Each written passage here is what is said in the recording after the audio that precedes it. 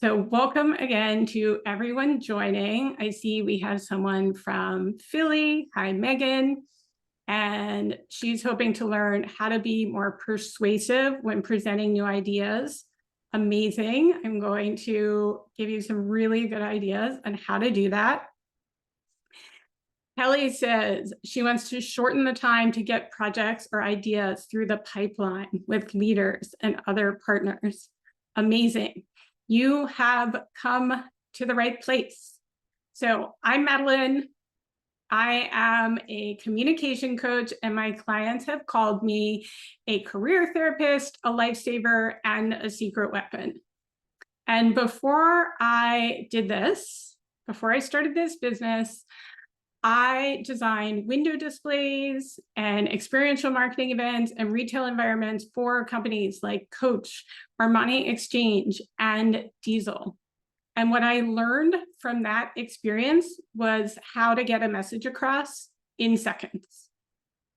Before I did that, I was a book publicist, and I wrote press releases and placed authors and books in national media. So I have been telling stories my entire career. I just wasn't always comfortable telling them out loud. So if you're struggling, I have been in your shoes. Public speaking used to make me really, really nervous. I was terrified of having to present to more than 3 people, and it left me feeling frustrated all of the time because I didn't know how to get my ideas across, and I didn't know how to get my projects approved. And so what I'm going to teach you today is everything I have learned since. And getting over my fear of public speaking was the single most liberating experience of my adult life. And it's the reason that I am so passionate about communication, because just one successful presentation can change the entire trajectory of your career. And knowing how to get your projects approved quicker, how to have more influence at work, is going to propel your career, and it's going to make your day-to-day so much easier. So here's what I am going to cover today.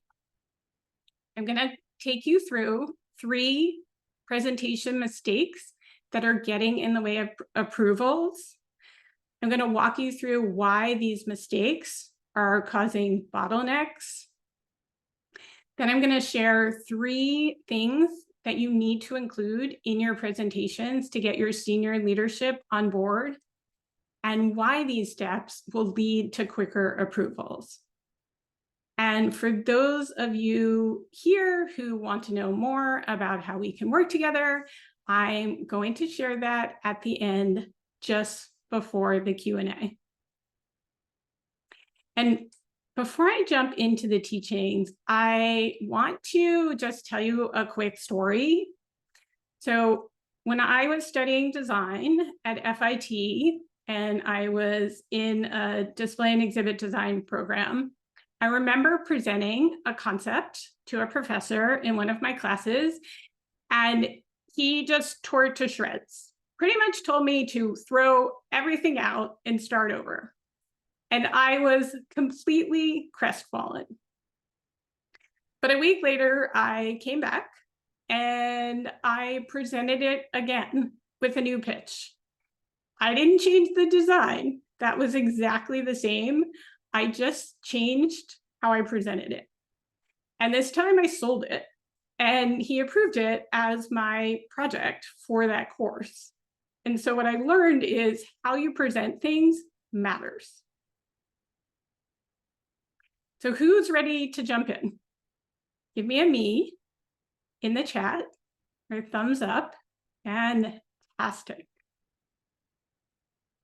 All right, and I see one more thing in the chat. So Kelly says that she wants to learn how to not yammer on about projects and just get to the point. Fantastic. All right. So let's talk about those 3 mistakes that are keeping you from getting your presentations approved. Number 1 is that you're not effectively preparing for presentations. And as I talk through this, if you can relate to any of this, put prepare into the chat. I was teaching a corporate workshop recently, and pretty much everyone in the workshop agreed that they spend 95 to 99% of their prep time on the deck. And then just before the meeting, they read through their notes silently to themselves. And your deck alone is not what sells your creative ideas. I think sometimes as creatives, we think the work speaks for itself, but it doesn't. That's your job. And silently reading through your notes, or even if you mouth them quietly to yourself, that is not the same as actually practicing out loud. And it can leave you stumbling through your presentations and searching for the words when you're super nervous and under pressure. And the reason this keeps happening is not because you run out of time to practice. It's because you're not making time to practice. And you're not seeing this as an integral part of the preparation, just like finishing your deck. So again, if you relate to that, put prepare in the chat. And let's go to number 2. So the second reason, and I see a lot of prepares. The second reason that you might be getting tripped up in your presentations is that you're not talking about the right thing in presentations. So if this is you, put talk in the chat. This happens with a lot of my creative clients. You present your work to senior leadership and you focus on the design details instead of how the design affects business strategy. And I used to do the same thing. And it makes sense because this is how we're taught to critique work in design school. And we can debate things like color and mood and font and aesthetics for hours with our creative peers. But it's not what motivates the CEO. And this is exactly what happened when I was a window display designer. At the time, my boss did all of the presenting. The CEO had a temper, and none of the junior designers were supposed to speak in the meetings. But when I think about these creative reviews, they almost all resulted in everything being torn to shreds, being sent back to the drawing board, and a lot of good work being left on the cutting room floor. And it was a pretty unpleasant experience if you've ever gone through that. And looking back, I really know what went wrong because all of those presentations focused on the design itself, on the specific components that we were going to put into the windows, but never about the strategy. And the problem is when you invite opinions about design, you're definitely going to get them. And those opinions might send you back to the drawing board for 37 rounds of revisions. So you don't want to lose your leadership in the details. So if anyone relates to that problem, put talk into the chat. All right, I see a few. So let's move on to number 3. The third reason that you might be getting tripped up in your presentations is that you're not thinking about presentation skills as a learnable skill. And this used to be me. I worked for a boss for 3 years who was an amazing presenter, one of the best salespeople I have ever seen. And I attributed his amazing presentation skills to him being an extrovert and studying theater. And because I was an introvert and I definitely didn't study theater, I thought that I was just out of luck, that he had been blessed with the skill and that I missed out. And this made me feel so discouraged and hopeless because I didn't feel any power to change this. And I remember being at a company conference and practicing for a presentation in my hotel room the night before.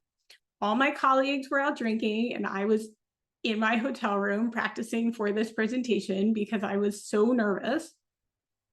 And the next day, my colleagues gave their presentations, their updates on their respective offices, and they were funny and they were engaging and they looked relaxed and composed. And when I got up there, my voice was shaking. And when I looked out at 80 sets of eyes that were staring at me, all I could think about was how nervous I was, how bored they looked, and how embarrassing this was to have to give this terrible presentation in front of my colleagues.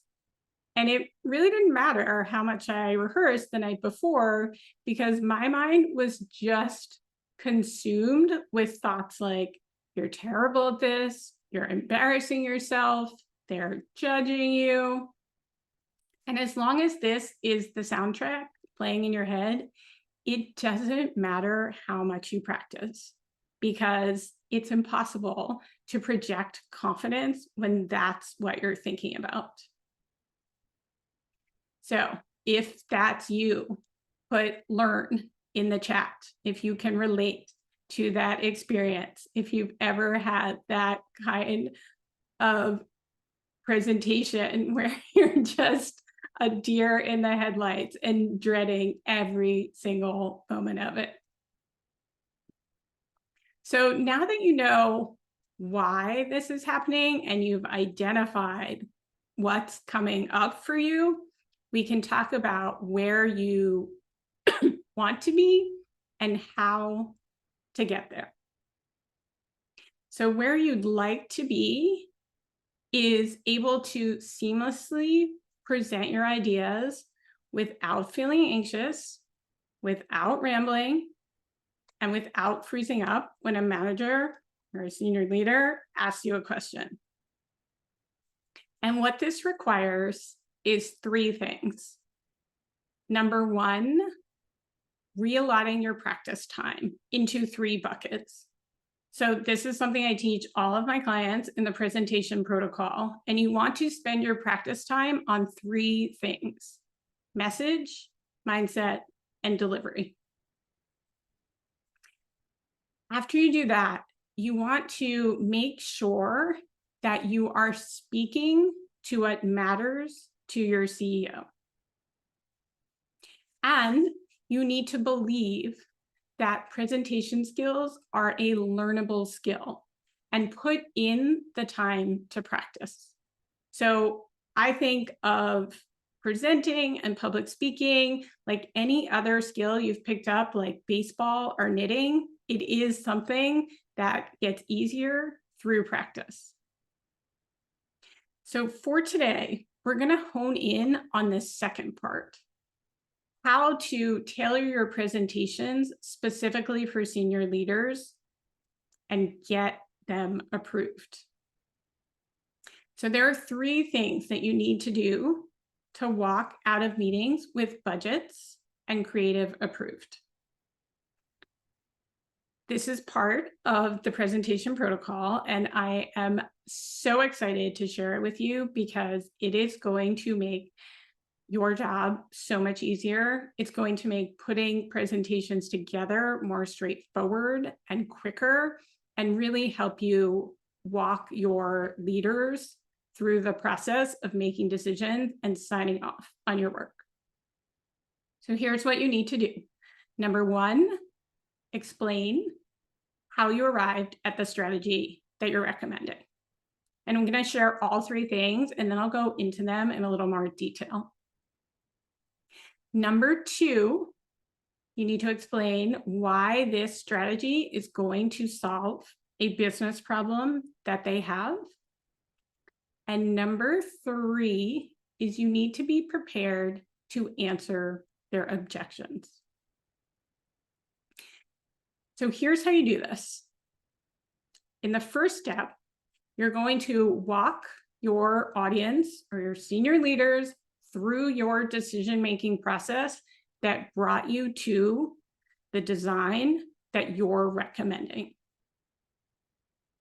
And if you're presenting 3 concepts, you want to steer them toward your favorite one. And you do this by focusing on how your creative connects to a business problem that they have. And if you're not sure what your senior leaders care about, if you're having a meeting with the CEO, for instance, and presenting your designs, I'm going to give you a hint. What they care about is the bottom line. So think through how your creative, how your designs, how the concept that you are recommending saves money. How does it make money? Or how does it save time? These are the things that your CEO and your senior leaders care about. And these are the things that you need to talk about in a meeting if you want them to sign off on your work. And number 3 is that you don't want to squash their concerns or objections that they might bring up. Instead, anticipate them, expect that they will have questions, and invite them into the discussion. And the reason this works is it keeps senior leaders from getting lost in the details. It makes your presentation more focused and clear. And it keeps you from obsessing over the deck so that you don't run out of time to practice. And when you use this process, you're going to be able to give presentations without feeling paralyzed by nerves. You're going to be able to talk about your work without spending days memorizing a script. You're going to be able to answer questions without feeling so defensive or trying to over-explain. And that comes up for a lot of people, that when they ask a question, you think they're questioning the entire concept or all of the work, and then you try really hard to justify it. So raise your hand, give me a thumbs up if that ever happens in a meeting. Yeah. And so when you anticipate that they have questions and you follow these 3 steps, you are going to feel more relaxed, which is going to make you less nervous and rambly.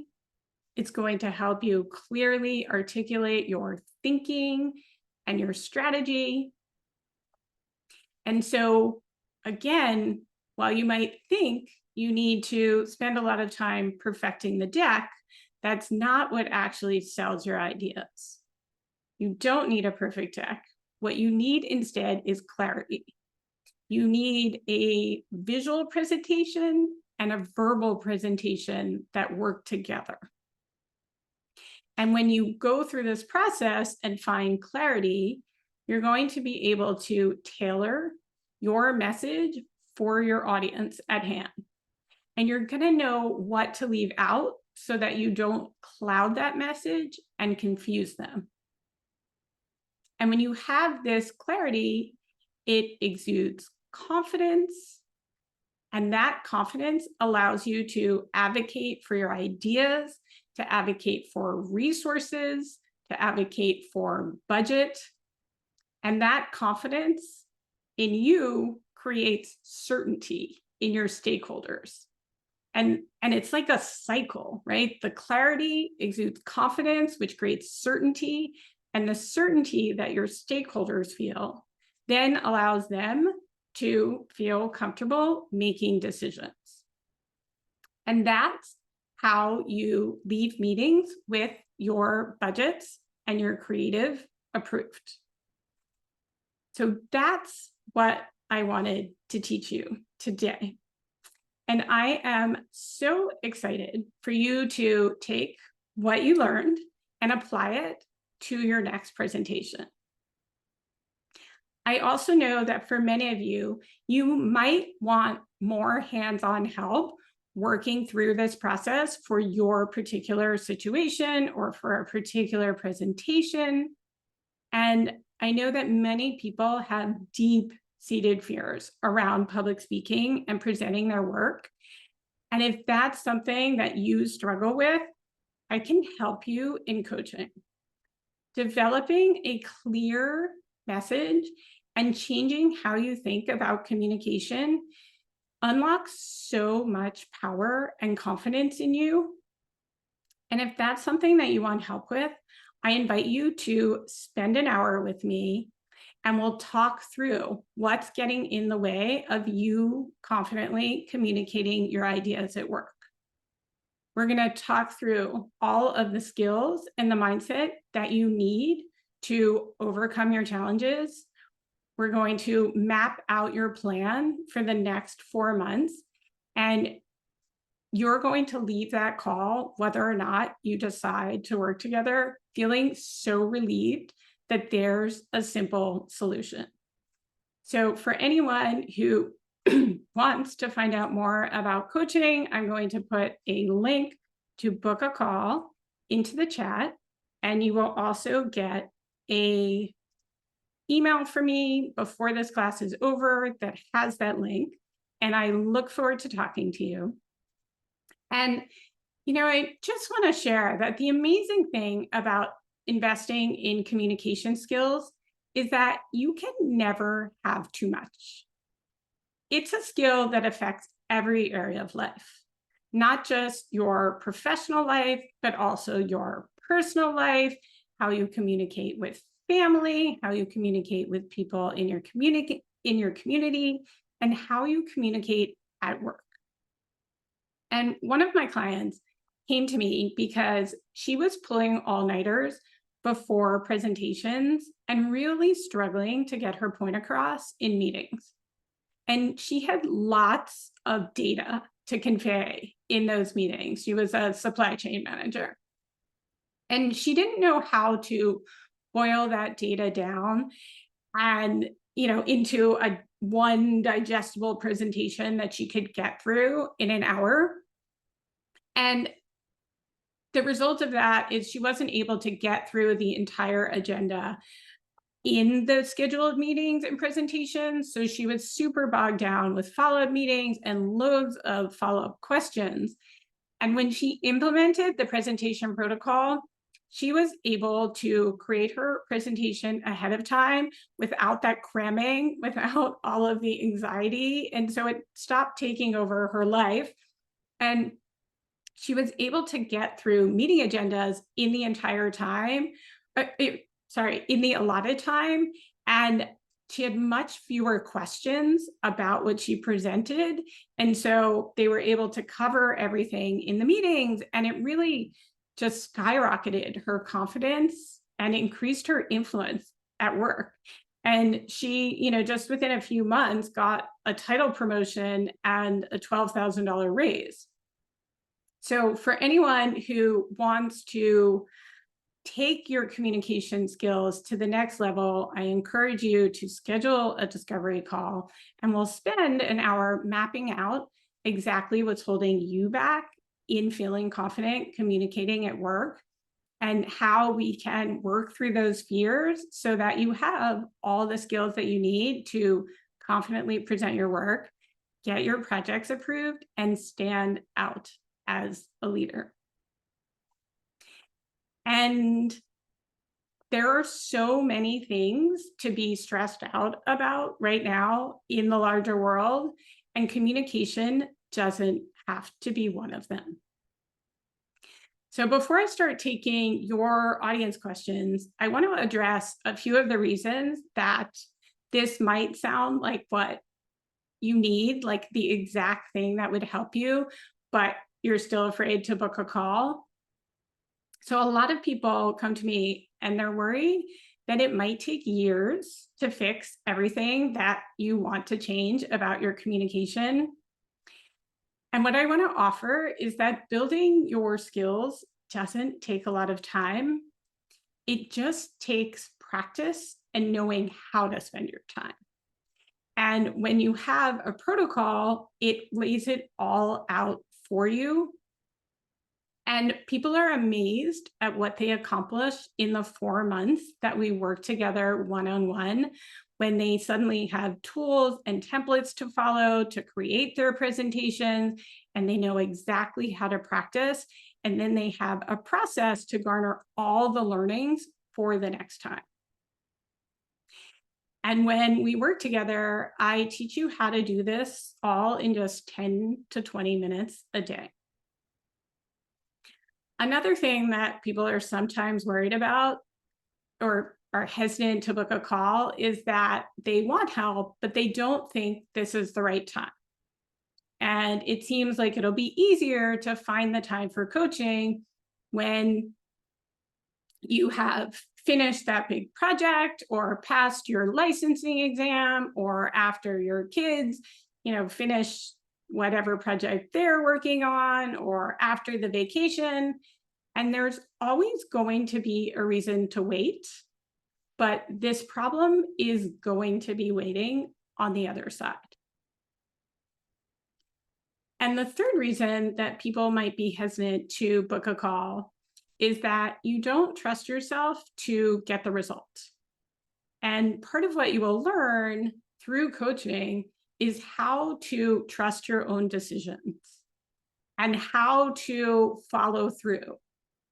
Because speaking up and communicating is really just a series of decisions. And when you stop ruminating on one decision and get better at exercising that muscle of making decisions, it makes it easier to make decisions in the moment and know what you want to say or what you want to leave out. So when you sign up for a free discovery call, we'll spend an hour mapping out your exact plan to develop the mindset and skills that is going to help you build your confidence presenting your ideas and really accelerate your career. So with that, I would love to open it up to your questions about how to present your work or about coaching. So you can put those into the chat, or you can unmute yourself and share them out loud.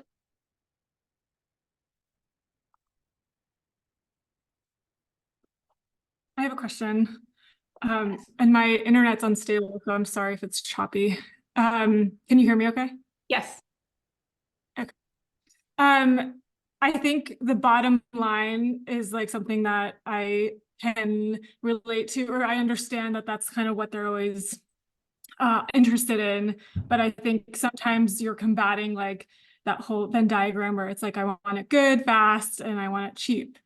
And those are things that you're obviously trying to speak to, but not get kind of, I guess, have the conversation go too far down that route. It's like, is there any of the art of persuasion to kind of like defend the creativity in your work? Like, I think that's often sometimes when it starts to be too much about the money and the bottom line, it's like, what would you recommend kind of pulling it back to, or just approaching that in the presentation without Yeah. So yeah. the more you anticipate that they will have objections, and so in your case, if you know or guess that they are not going to want to spend the budget that this design is going to require, you can speak to that before they bring it up, right? So you can acknowledge like this concept is going to require a larger budget spend, and the reason this makes sense, or the reason that we're recommending it is because it's going to do X, Y, and Z for the company or the organization. Mm-hmm. That makes sense. Thank you. Welcome. All right. So Kelly has a question about inviting audiences' objections into the conversation. Yes. And this relates perfectly to what Chelsea was asking about is what often happens is when people ask us questions, we immediately we go to one of two places because our stress response is activated. So we either get really defensive and want to fight about it, or we completely shut down.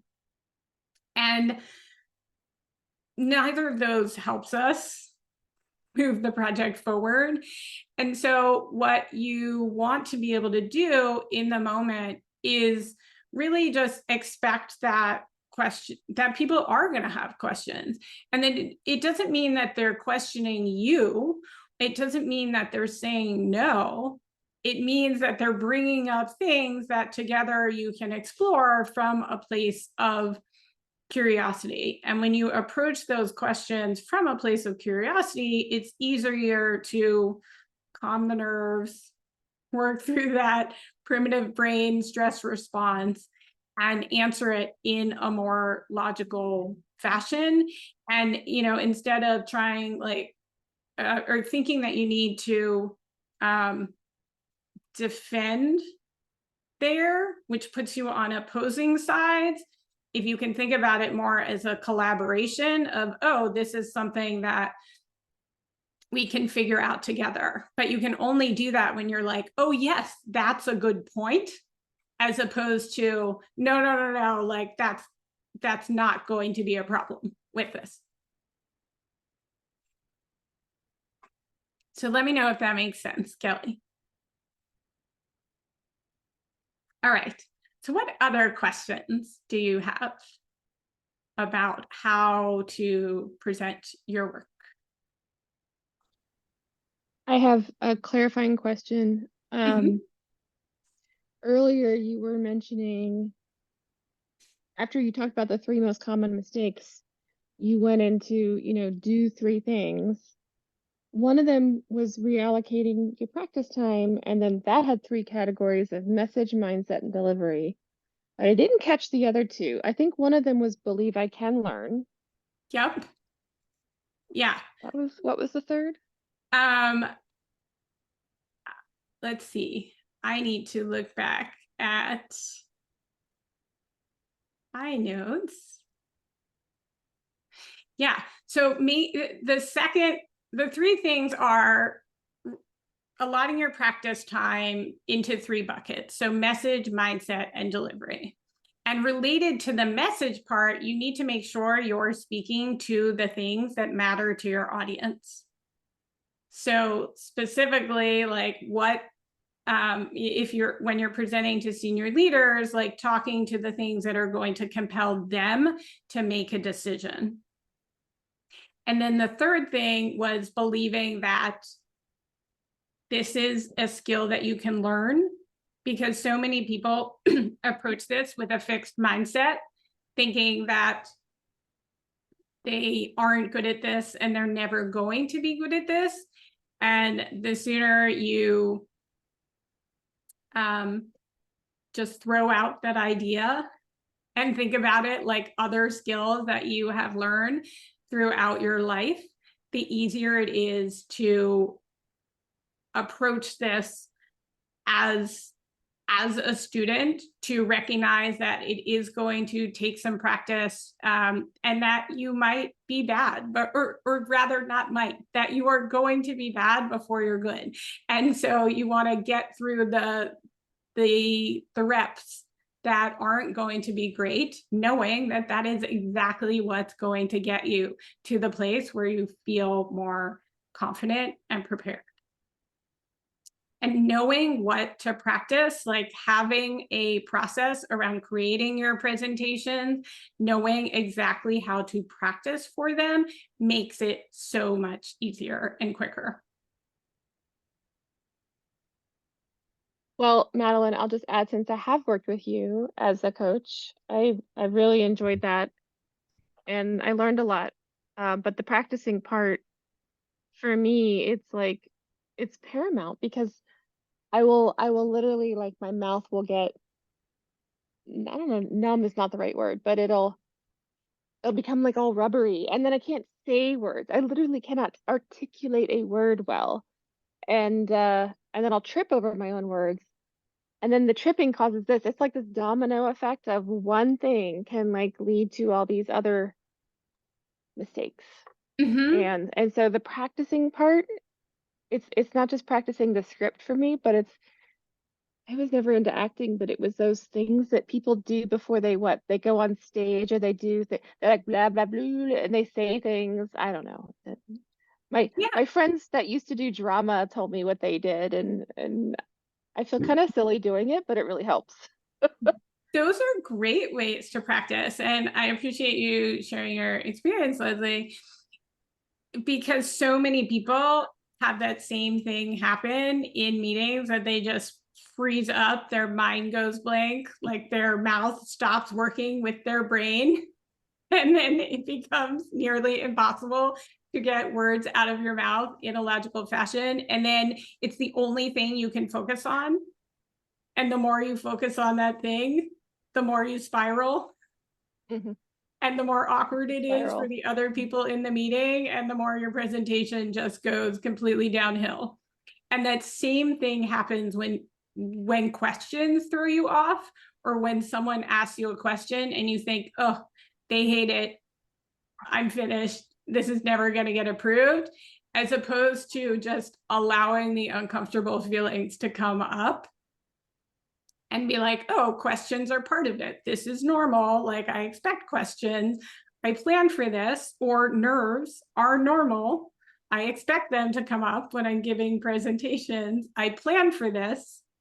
And it's a completely different response when you anticipate it and plan for it, and when you know what to do to get yourself out of that frozen response where you can't get your mouth to work.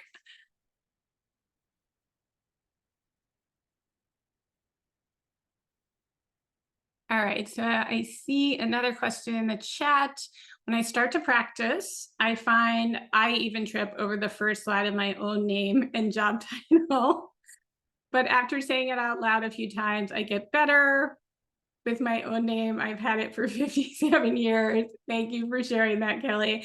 I think so many people get nervous when they have to introduce themselves. I get nervous when I have to introduce myself in a big networking meeting. And I just remind myself, like, yes, this is normal. This comes up. This is part of the preparation. I know what to do here. I have a question. Yeah, Just Megan. following up on your reply to Kelly's question. When you find yourself like stumbling and just like kind of going off track, how do you get yourself back? Yeah. So it's a great question. And, when I work with people, like we develop specific things, specific strategies for them. But for today, what I would say is the best thing to do is, when you realize you've gone off track, to just stop talking and pause. Like, a lot of times people are really self-conscious about there being any silence in presentations. And so they feel that silence as a nervous habit with words, and that can often work against you. And so instead, if you're willing to just stop, and you can say something like, oh, I got off track, like getting back to the point. What I really want to say is this. And then just continue on, and don't make a big deal out of it. Like, you're allowed to be human. Got it. Thanks. You're welcome. What other questions do you have?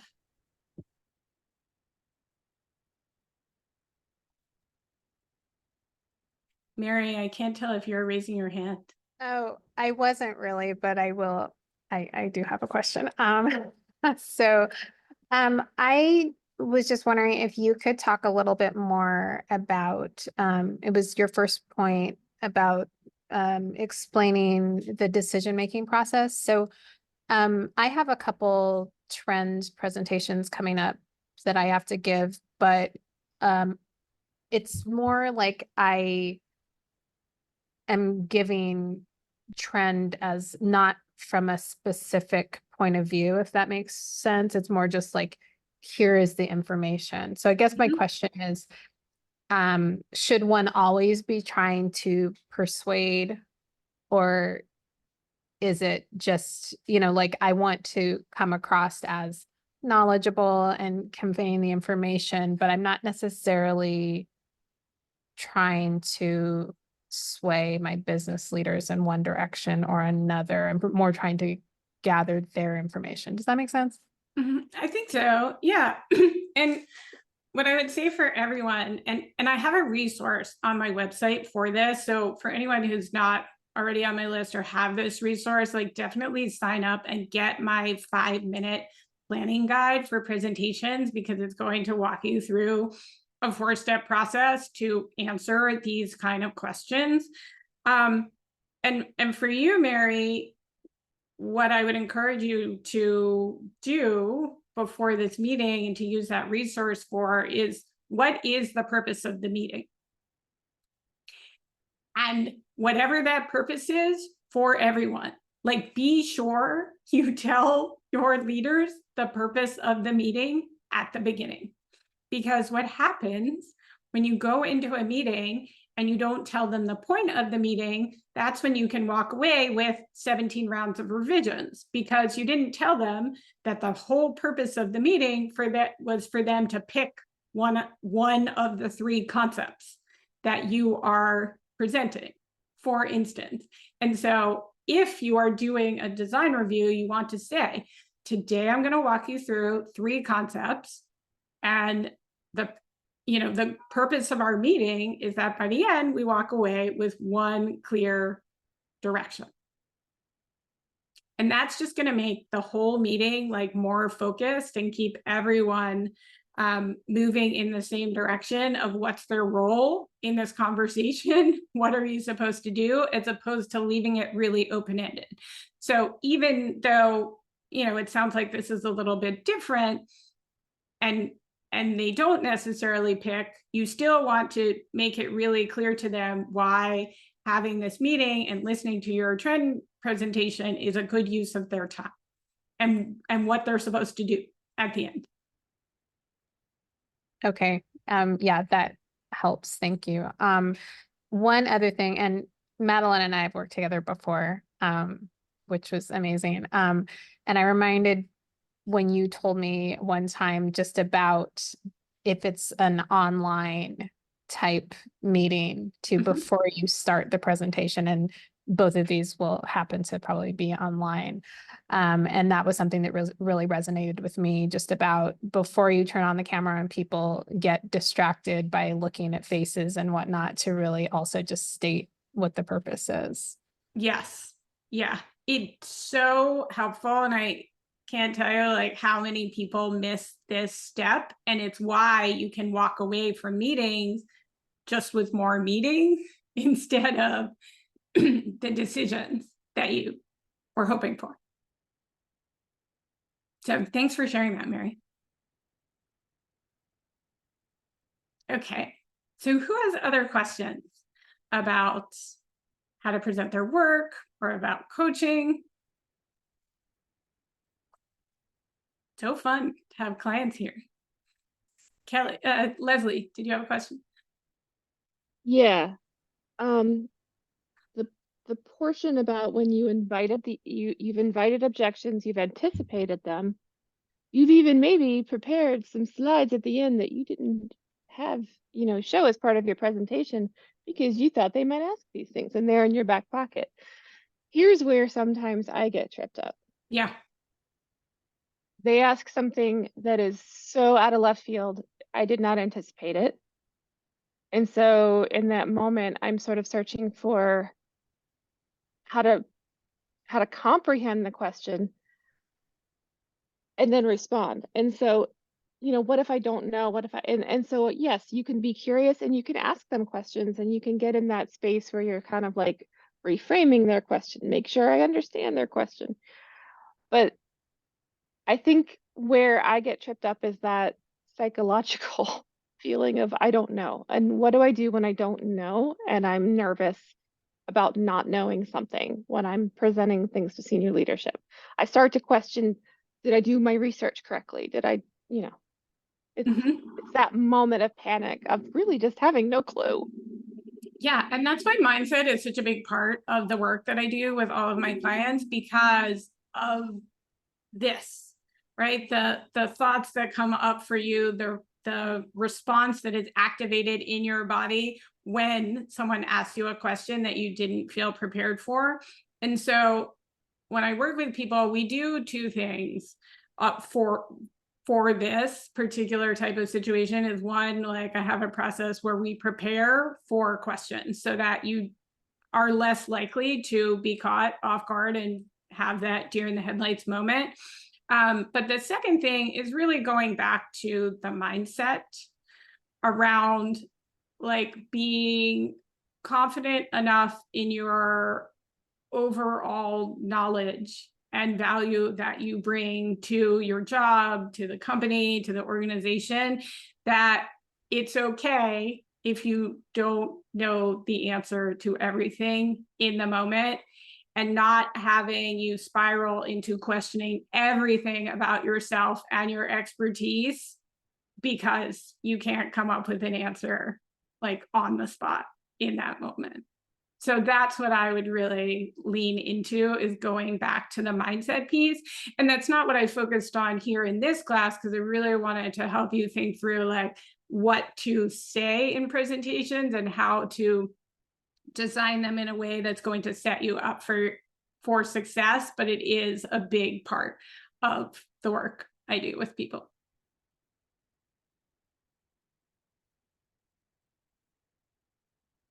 All right. So we have a few more minutes. If there are other questions about presenting your work and how coaching can help.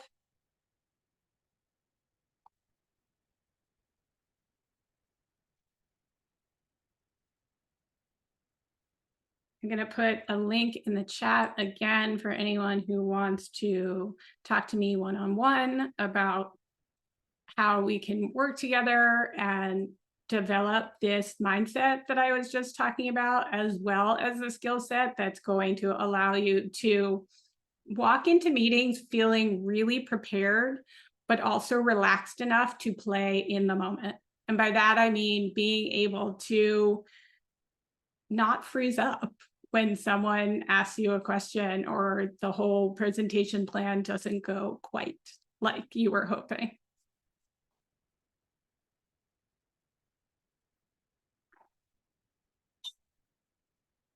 So any last questions from the group? And remember that asking your questions helps everyone, because if you have the question, somebody else has the question too.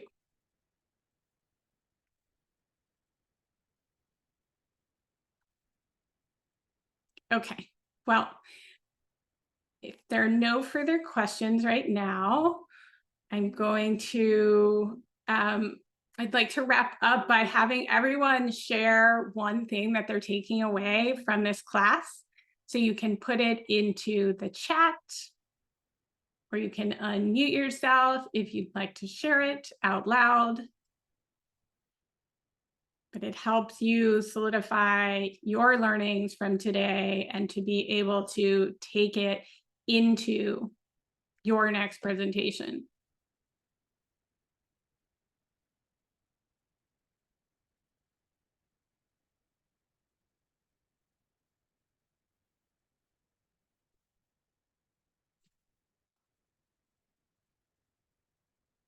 Yes, strategic prep for meetings versus relying on the deck.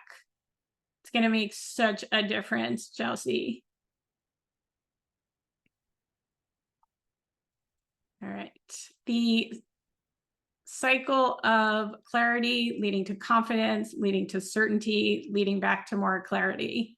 Yes, it is a great way to think about where to start so that it can just compound on itself and keep everyone moving forward toward your project goals.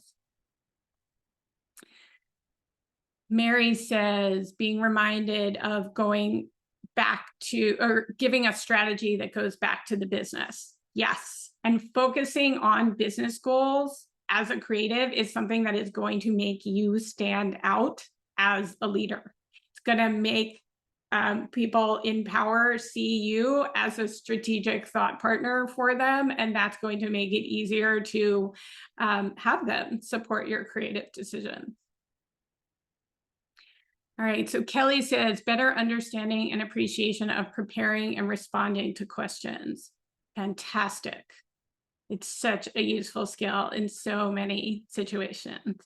And Megan says how you prepare is important. Yes, yes, and yes. Being really strategic with your prep time and making sure that you are leaving time for practicing your verbal presentation, because it's just as important as the deck that you create, is going to absolutely change how you show up in presentations. Those are amazing takeaways. Thank you for joining me today for how to present your creative work. And I can't wait to hear how you use the skills that you learned today. Bye, everyone.